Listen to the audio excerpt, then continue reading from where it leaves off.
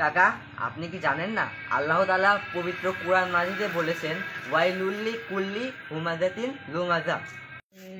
ইমনকে চেনো? হ্যাঁ, ইমনরে তো চিনি, এই যে আনোয়ারের নাতি না? হ্যাঁ হ্যাঁ হ্যাঁ হ্যাঁ। ও দি আমাদের ফরেস্টের ভিতরে যায়, বিয়ে শাদী করতে চায়। হ্যাঁ হ্যাঁ, নাকসাপ দিলে ওর দুধ বাইরে হে বিয়ে করতে চায়। কত রাজপথা তাহলে। আরে শালার পরে কেবল তিনে হ্যাঁ, এখনই বিয়ে শাদী করতে চায়। ইমন তো আমার দোকানেও আসে, হ্যাঁ, কিন্তু কেমন কেমন করে, এখানে আসে এটা চাই ওটা চাই, কিন্তু আমি তো পুলিশে না হবে না রে, তাও জোর করেই এখন নিতে চাই। এখন কি বলবো, তারা চ্যাংড়া সওয়াল বল, আমি মুরব্বী মানুষ, এখানে আর কিছু করার নেই আমার। আরে ব্যবসা ভালো না, বুঝছেন? কি আর করবো, ওই আমার কাছে যায় আর সারাদিন ভাই বিয়ে করা লাগে, এটা করা লাগে, ওইটা করা লাগে, পড়ালেখা নাই।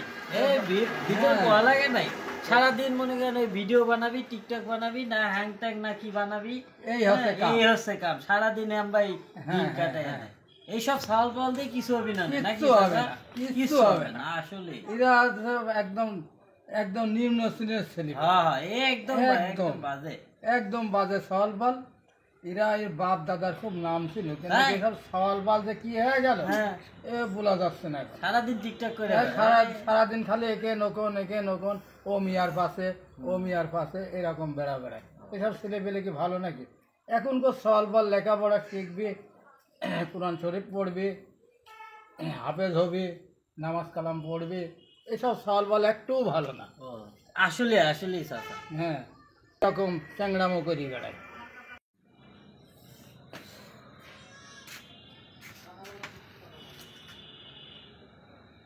চাচা, আপনি যেন কি যেন বলতেছিলেন?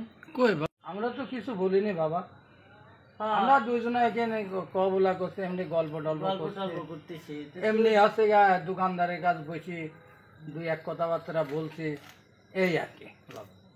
একটা কথা বললে কিছু মনে করেন না না, বলো বাপ। শুনেন, আপনি একজন মুরব্বী ব্যক্তি, জি তাই না?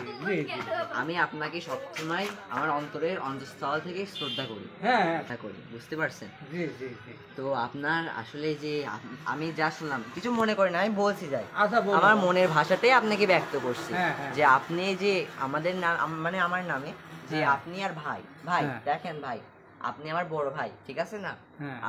আপনার কাছে আমি কিছু সুখ দুঃখের বা ভালো মন্দ কিছু কথা বলি। তোমার নামে তো কোনো বিপদ যাচ্ছে না বাপ। আমরা দুজনে মিলে এখানে বেশি কবলা করছি, অন্যতা একটা কথা বলার কোনো দরকার নেই, আমি সবই শুনছি, ঠিক আছে? হ্যাঁ। আপনি কি জানেন না আল্লাহ তাআলা পবিত্র কুরআন মাজিদে বলেছেন ওয়াইলুল কুল্লি হুমাযাতিন লুমাযা, দুর্ভোগ প্রত্যেককে যে সামনে নিন্দাকারী এবং পিছনে গীবতকারী। তুমি যাই যা কও, আমরা তো আর হচ্ছে ওই কত কোরআন টোরান জানি না, আমরা এই তোমার বিষয়ে একটু কথা বলতেছিলাম। তা এটা কি গীবত গাওয়ার মানে সমস্যা কি? আমরা তো তা জানি না। আমাকে যদি তুমি ছোট মানুষ যদি একটু বুঝাই বলতা তাহলে খুব খুশি হইতাম। কি চাচা? ঠিক আছে। হ্যাঁ, আমরা অত কিছু জানি না, অত কিছু জানি না, আমরা কিছু বুঝবো না। বুঝাই বলো তো আমাদের গীবতটা জিনিসটা কি, আমাকে একটু বুঝাই বলো। আমরা বুঝালে অবশ্যই বুঝবো। ঠিক আছে, ওকে, বুঝাও, একটু বুঝাও। ওকে, গীবত কি আপনি কি জানেন? হ্যাঁ, গীবত হচ্ছে একজনের পিছনে তার নামে বাজে বা নিন্দা, ওই কথাগুলা বলা হচ্ছে গীবত। আর গীবতকারীকে আল্লাহ তাআলা কোরআনে কি বলছে জানেন? যে গীবত করে সে হচ্ছে তার মৃত ভাইয়ের গোশত খায়, ঠিক আছে? আর এই কাজগুলা একদমই ঠিক নয় চাচা। যাই হোক চাচা, এখন ওর কাছ দিয়ে আমরা তো জানতে পারলাম, আসলে আমাকে মনে হয় ভুলই হয়ে গেছে। যাই হোক ভাই, তুমি আমার ছোট ভাই, আমাকে ক্ষমা করে দিও।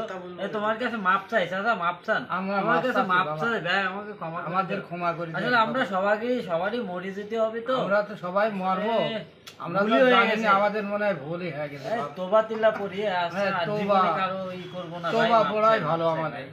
এই গীবত আর কারোর সাথে গাবো না, অপরকে গীবত গাওয়া খুবই গুনার কাজ।